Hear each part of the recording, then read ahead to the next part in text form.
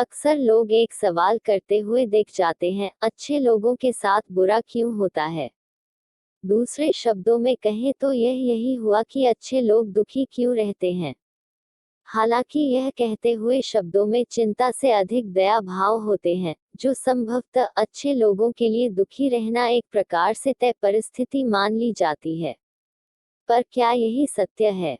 क्या इसे मानकर अच्छाई से किनारा कर लिया जाना चाहिए, या ऐसे लोगों को एक अलग मानव की कैटेगरी में रखना चाहिए? तथ्यों का सूक्ष्मता से निरीक्षण करें तो परिदृश्य कुछ और भी रूप दिखाते हैं।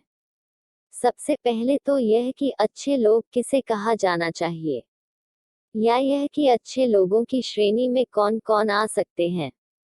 मानवीय धरातल पर आकर सोचे तो इस संसार में रहते हुए वास्तव में अच्छे और बुरे की कोई परिभाषा ही नहीं है। वस्तुतः जो है वे है परिस्थितिजन्य मानवीय व्यवहार।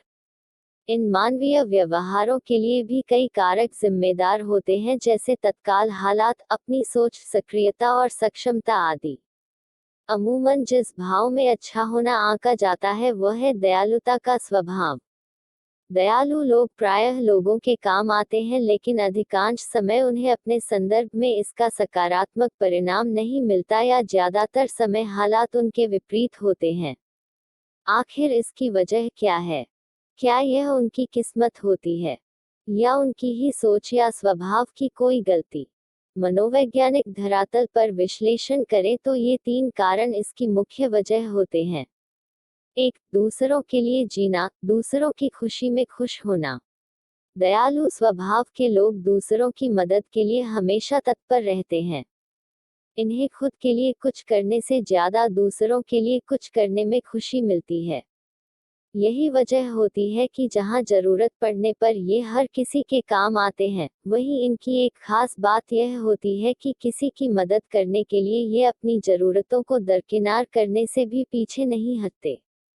पर इनके दुख का कारण यह नहीं होता, बल्कि सामने वाले का स्वार्थी रवैया होता है। वास्तव में देखें तो अपनी सीमाओं से बढ़कर और अपनी परेशानियों को किनारे रखकर किसी की मदद करना ही इनके लिए दुख का कारण बन जाता है। ऐसे व्यक्तियों के लिए लोग यह मानकर चलते हैं कि ये हर वक्त उनके साथ ही होंगे और खुद से पहले उनके बारे में सोचेंगे। उनसे मदद की चाह रखने वाले लोग भले ही इनके लिए कुछ ना करें, लेकिन इनसे कभी भी ना नहीं सुनना चाहते। एक क्षेत्रीय कहावत है, करने की 100 शिकायत, ना करने की एक शिकायत। यही इन दयालु लोगों के साथ भी होता है। जब कभी किसी हालात में पड़कर ये सामने वाले को गलती से भी कुछ करने के लिए ना कह दें या परिस्थितिवश मदद ना कर पाए, तो सामने वाले व्यक्ति के मन में यह बात आ जाती है कि अब ये उनके काम नहीं आएंगे। नतीजा यह होता है कि वे उनकी बातों, सोच, निर्णयों को अनदेखा करना शुरू कर देते हैं। यही बात इन्हें दुखी करती है। आपको यह समझने की जरूरत है कि यह आपका बुरा रवैया नहीं है जिसके लिए आपको दुखी होना चाहिए या पछताना चाहिए, बल्कि यह सामने वाला का स्वार्थ है, जो किसी की जरूरतों को समझे बिना हमेशा उसकी मदद लेना चाहता है। इसे समझते हुए आप पछतावे के भाव से निकल जाएं और अपनी प्राथमिकताओं के साथ चलें। बार बार ऐसा होना आपका दिल दुखाएगा और हो सकता है मदद करने के अपने स्वभाव को ही आप गलत मानने लगे, जबकि ऐसा नहीं है। इसलिए अपने दिल की सुने और अपने कड़वे अनुभवों का प्रभाव अपने स्वभाव पर ना आने दें। 2. खुद की परवाह करना स्वार्थी बनना नहीं होता। दयालु लोगों में एक और जो बात होती है वह यह है कि ये अपने लिए शायद ही कभी जी पाते हैं। इनकी प्राथमिकताओं में कभी परिवार, कभी रिश्तेदार, तो कभी दोस्त आ जाते हैं। कभी ये बच्चों के स्कूल भागते हैं, कभी परिवार के साथ वीकेंड मनाते हैं, तो कभी दोस्तों के खुशी गम में शरीक होते हैं। परिणाम यह होता है इनके पास खुद के लिए ही खाली समय नहीं होता कि अपने शौक पूरे कर सके। क्योंकि इनका हर कदम दूसरों को खुश करने के लिए होता है, उसे पूरा करते हुए ये अपने सपनों को पूरा करने के लिए काम नहीं कर पाते। आपको अपनी इस सोच में थोड़ा सुधार लाने की आवश्यकता है। आपको यह समझने की जरूरत है कि खुद के लिए सोचना स्वार्थी बनना नहीं होता, और दूसरों के लिए सोचने का मतलब यह नहीं होता कि आप खुद के लिए बिल्कुल ना सोचें। स्वार्थ भाव से किसी की मदद करना और बात होती है, लेकिन स्वार्थ होने का अर्थ खुद की जरूरतों को भूल जाना नहीं होता। आपको याद रखना चाहिए कि भगवान ने हर इंसान को शरीर और मन दिया है। इसकी जरूरतों और खुशियों का ख्याल रखना हर व्यक्तिगत इंसान की जिम्मेदारी होती है।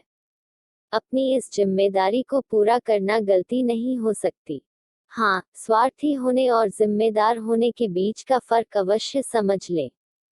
कभी ऐसा नहीं होना चाहिए कि अपना हित साधने के लिए किसी अन्य का बुरा किया जाए या समर्थ होते हुए भी जरूरत में किसी के काम ना आए, तो यह स्वार्थ ही कहलाएगा। 3. उम्मीद करना। तीसरी और एक बहुत जरूरी चीज जो है, वह है उम्मीद रखना।